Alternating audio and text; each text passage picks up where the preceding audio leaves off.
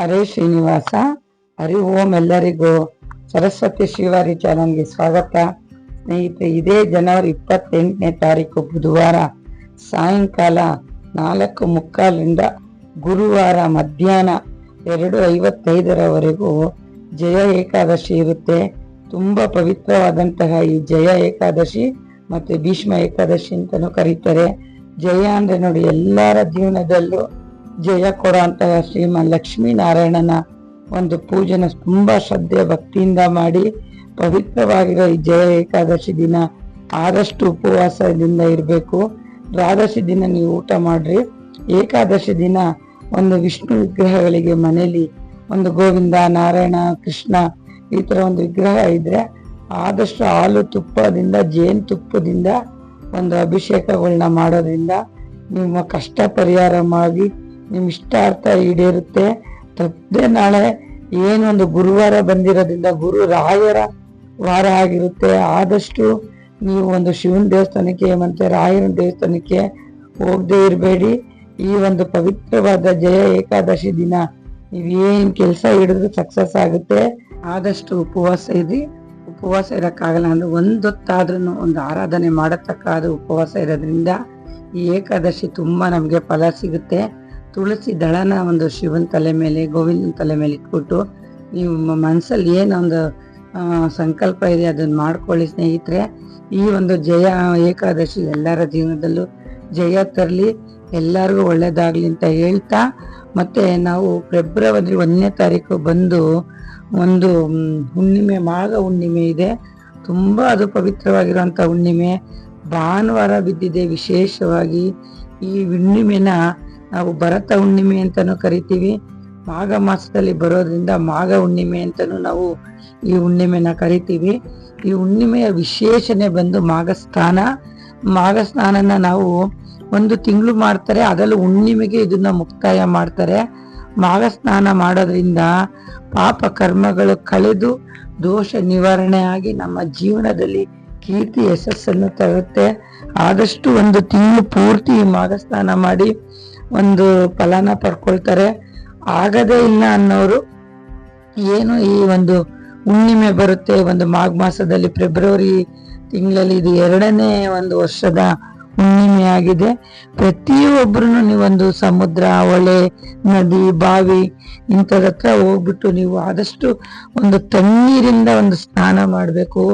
ಈ ಸ್ನಾನಕ್ಕೋಸ್ಕರನೇ ವರ್ಷ ಪೂರ್ತಿ ಕಾಯ್ತಾರೆ ಹೆಣ್ಮಕ್ಳು ಗಂಡ್ಮಕ್ಳು ಎಲ್ಲರನ್ನು. ಅಂತ ಪವಿತ್ರವಾಗಿರೋ ಈ ಮಾಘ ಮಾಸ, ಆ ಮಾಘ ಮಾಸದಲ್ಲಿ ಬರುವಂತ ಹುಣ್ಣಿಮೆ ಎಲ್ಲಾರು ಜೀವನದಲ್ಲೂ ಚಂದ್ರೋದಯ ತಗೋಬರ್ಲಿ. ಎಲ್ಲಾರು ಒಂದು ಬ್ರಾಹ್ಮಿ ಮುಹೂರ್ತದಲ್ಲಿ ಹೋಗಿ ಹೊಳೆ ಸಮುದ್ರಗಳಲ್ಲಿ ಮುಳುಗೆದ್ದಿ ಆ ನಂತರ ಒಂದು ದೇವರನ್ನ ಆರಾಧನೆ ಮಾಡಿ, ಅಲ್ಲೇ ಅಶ್ವತ್ಥಕಟ್ಟೆ, ನವಗ್ರಹಗಳು ಏನಿರುತ್ತೋ ಅಲ್ಲಿ ನೀವೊಂದು 9 ಸುತ್ತು 5 ಸುತ್ತು ಸುತ್ತೋದ್ರಿಂದ ನೀವು ವರ್ಷ ಇಡೀ ಒಂದು ಸ್ನಾನ ಮಾಡಿದಷ್ಟು ಫಲ, ವರ್ಷ ಇಡೀ ಫಲ ಬೇಡದಷ್ಟು ಫಲ ನಿಮ್ಗೆ ಸಿಗುತ್ತೆ. ಮತ್ತೆ ಈ ಒಂದು ಹುಣ್ಣಿಮೆ ಬಂದು ಭರತ ಹುಣ್ಣಿಮೆ ಭಾನುವಾರ ಬಂದಿರೋದು ನೋಡಿ ಸ್ನೇಹಿತರೆ. ಬೆಳಗಿನ ಜಾವ 5:52 ಬೆಳಗಿನ ಜಾವ ಬ್ರಾಹ್ಮಿ ಮುಹೂರ್ತದಲ್ಲಿ ನಮ್ಗೆ ಈ ಹುಣ್ಣಿಮೆ ಪ್ರಾರಂಭ ಆದ್ರೆ ಸೋಮವಾರ ಬೆಳಗ್ಗೆ ನಮ್ಗೆ 3:45 ಮುಕ್ತಾಯ ಆಗುತ್ತೆ.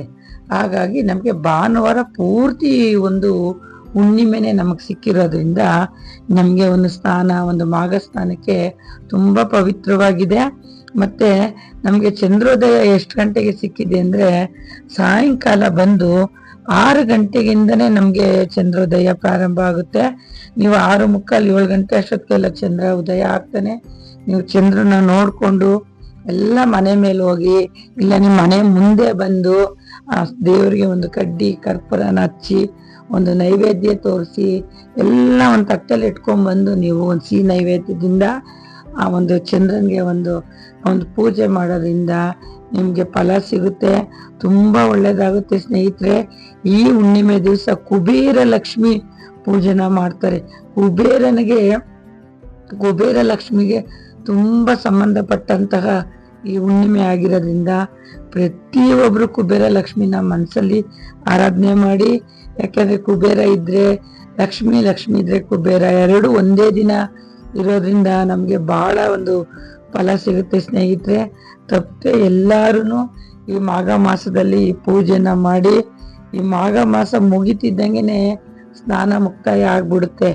ಆನಂತರ ನಮ್ಗೆ ಈ ಫಲ, ಈ ಪೂಜೆ ಸಿಗೋದು ಇನ್ನೊಂದು ವರ್ಷನೇ ಕಾಯ್ಬೇಕು ಈ ಒಂದು ಫಲ ಪೂಜೆಗೋಸ್ಕರ.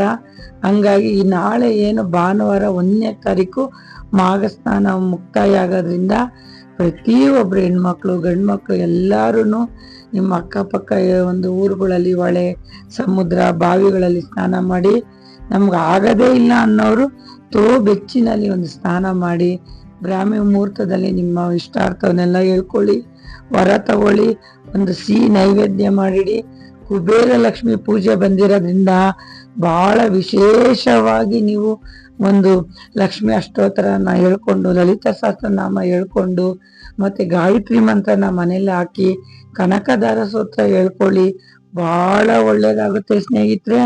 ಮುಖ್ಯವಾಗಿ ನಾಳೆ ಏನು ಹುಣ್ಣಿಮೆ ದಿನ ನೋಡಿ, ರೇಣುಕಾ ಯಲ್ಲಮ್ಮ ದೇವಿಯವರ ಜಾತ್ರೆ ನಡೆಯುತ್ತಂತೆ. ಅದು ಬಹಳ ವಿಶೇಷವಾಗಿ ಲಕ್ಷಾಂತರ ಜನ ಸೇರೋದ್ರಿಂದ ಆ ರೇಣುಕಾ ಯಲ್ಲಮ್ಮ ದೇವಿನ ಮನಸ್ಸಿನಲ್ಲಿ ಒಂದು ಸ್ಮರಣೆ ಮಾಡ್ಕೊಳ್ಳಿ. ಯಾಕಂದ್ರೆ ತಾಯಿ ತುಂಬಾ ಪವರ್ಫುಲ್ ಆಗಿರ್ತಾರೆ. ಮುಖ್ಯವಾಗಿ ಈ ಹುಣ್ಣಿಮೆಲೆ ಆ ತಾಯಿಯ ಒಂದು ಜಾತ್ರೆ ಬರೋದ್ರಿಂದ ಬಹಳ ಜನ ಸೇರ್ತಾರೆ. ಮತ್ತೆ ಮುಖ್ಯವಾಗಿ ನಾವು ಹೊಳೆಲಿ ಹೋಗಿ ಸ್ನಾನನೇ ಮಾಡಕ್ಕಾಗಲ್ಲ ಅನ್ನೋರು ಮನೇಲೇನೆ ಒಂದು ಬೆಚ್ಚಿನಲ್ಲಿ ಒಂದು ಸ್ನಾನ ಮಾಡ್ಬೋದು. ಆ ಸ್ನಾನಕ್ಕೆ ಮುಖ್ಯವಾಗಿ ನೋಡಿ, ಉತ್ತರಾಣಿ ಎಲೆ ಹಾಕೋಬೇಕಂತೆ. ಉತ್ತರಾಣಿ ಎಲೆ ಹಾಕೊಂಬಿಟ್ರೆ ತುಂಬಾನೇ ಅದೃಷ್ಟ ಅಂತೆ. ಯಾರು ಉತ್ತರಾಣಿ ಗಿಡನ ಬೆಳಿತಾರೋ ಅವ್ರು ಅನ್ಕೊಂಡಿದ್ದೆಲ್ಲ ಆಗುತ್ತಂತೆ ಸ್ನೇಹಿತರೆ. ಆ ಉತ್ತರಾಣಿದ ಎಲೆನ ತಗೊಂಬಂದು ನೀರಲ್ಲಿ ಹಾಕೊಳ್ಳಿ. ಇಲ್ಲಾಂದ್ರೆ ಒಂದೆರಡು ತುಳಸಿ ದಳನ ನೀವು ನೀರೊಳಗಡೆ ಹಾಕೊಳ್ಳೋದ್ರಿಂದ ಪವಿತ್ರ ಆಗುತ್ತೆ. ನೀವು ಮಾಘ ಮಾಸ ಸ್ನಾನಕ್ಕೆ ತುಂಬಾನೇ ಅನುಕೂಲ ಆಗುತ್ತೆ. ಹಾಕೊಂಡು ನೀವು ಬ್ರಾಹ್ಮಿ ಮುಹೂರ್ತದಲ್ಲಿ ಒಂದು ಪೂಜೆ ಮಾಡಿ, ಆ ನಂತರ ನೀವು ಒಂದು ಕರ್ಪೂರ, ಒಂದು ಬಿಳಿ ಸಾಸಿವೆ, ಒಂದು ಲವಂಗ, ಅವತ್ತು ಹೇಳ್ದಂತೆ ನೀವು ಧೂಪನ ಹಚ್ಚಿ ಮಹಾಮಂಗಳಾರತಿ ಮಾಡಿ ಆ ಕರ್ಪೂರನ ಮನೆಗೆಲ್ಲ ನೀವೊಂದು ಧೂಪನ ಓಡೋದ್ರಿಂದ ಹೊಗೆನ ನಿಮ್ಮ ಮನೆ ನೆಗೆಟಿವ್ ಹೋಗಿ ಒಂದು ಪಾಸಿಟಿವ್ ಎನರ್ಜಿ ಬರುತ್ತೆ.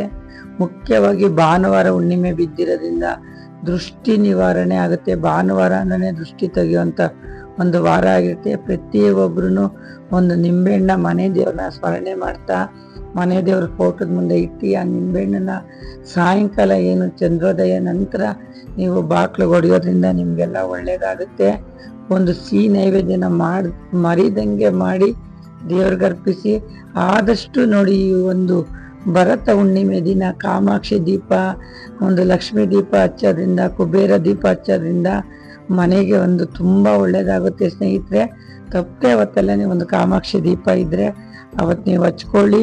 ಈ ಮಾಘ ಸ್ನಾನಕ್ಕೆ ಇನ್ನೂ ಒಂದು ವರ್ಷ ನಾವು ಕಾಯ್ಬೇಕಾಗುತ್ತೆ. ನಾಳೆ ಭಾನುವಾರ 1ನೇ ತಾರೀಕು ಹುಣ್ಣಿಮೆ ದಿನ ಈ ಒಂದು ಸ್ನಾನಕ್ಕೆ ಮುಕ್ತಾಯ ಹೇಳೋ ಒಂದು ಟೈಮ್ ಹತ್ರ ಬಂದಿರೋದ್ರಿಂದ ಪ್ರತಿಯೊಬ್ರು ಹೆಣ್ಮಕ್ಳು ಗಂಡು ಮಕ್ಳು ಒಂದು ಮದುವೆಗೆ, ಒಂದು ಎಜುಕೇಶನ್ಗೆ, ಒಂದು ಮನೆ ಕಟ್ಟಕ್ಕೆ ಬಹಳ ಒದ್ದಾಡ್ತಾರೆ. ಸಮಾಜದಲ್ಲಿ ದುಡ್ಡು ಬರೋದು ಬಹಳ ಕಷ್ಟ. ಹಾಗಾಗಿ ಒಂದು ಪೂಜೆ ಪುರಸ್ಕಾರ, ಒಂದು ನಿಯಮನ ನೀವು ಅನುಸರಣೆ ಮಾಡೋದ್ರಿಂದ ಆ ದೇವರು ಒಳ್ದು ಬಂದೇ ಬರ್ತಾನೆ. ನಿಮ್ಗೆಲ್ಲ ಈ ವಿಡಿಯೋ ಇಷ್ಟ ಆಗಿದೆ ಅನ್ಕೊಂಡಿದ್ದೀನಿ. ದಯವಿಟ್ಟು ಈ ವಿಡಿಯೋ ಇಷ್ಟ ಆಗಿದ್ರೆ ಎಲ್ಲರೂ ಸಬ್ಸ್ಕ್ರೈಬ್ ಮಾಡಿ, ಲೈಕ್ ಮಾಡಿ, ಶೇರ್ ಮಾಡಿ.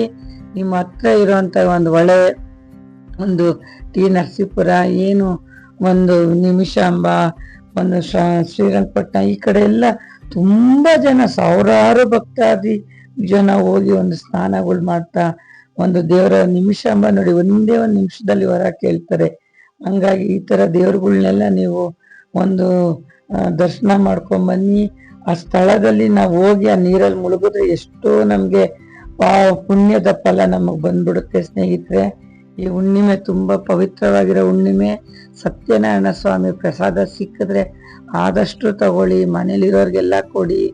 ದೇವಸ್ಥಾನಗಳಲ್ಲಿ ಮಾಡಿದ್ರೆ ಆ ಸತ್ಯನಾರಾಯಣ ಸ್ವಾಮಿನ ಒಂದು ನಮಸ್ಕಾರ ಮಾಡ್ಕೊಂಬನ್ನಿ. ವಿಷ್ಣು ದೇವರನ್ನ ಆರಾಧನೆ ಮಾಡಿದಷ್ಟು ನಿಮ್ಗೆಲ್ಲ ಒಳ್ಳೇದಾಗುತ್ತೆ ಸ್ನೇಹಿತರೆ. ಮತ್ತೆ ಏನು ಜಯ ಏಕಾದಶಿ ಬುಧವಾರದಿಂದ ಗುರುವಾರ ಪ್ರಾರಂಭ ಆಗುತ್ತೆ. ಈ ಏಕಾದಶಿ ಈ ಹುಣ್ಣಿಮೆ ಎರಡೂ ಸೇರಿಸಿ ಒಂದೇ ದಿನ ವಿಡಿಯೋ ಮಾಡಿದ್ದೀನಿ.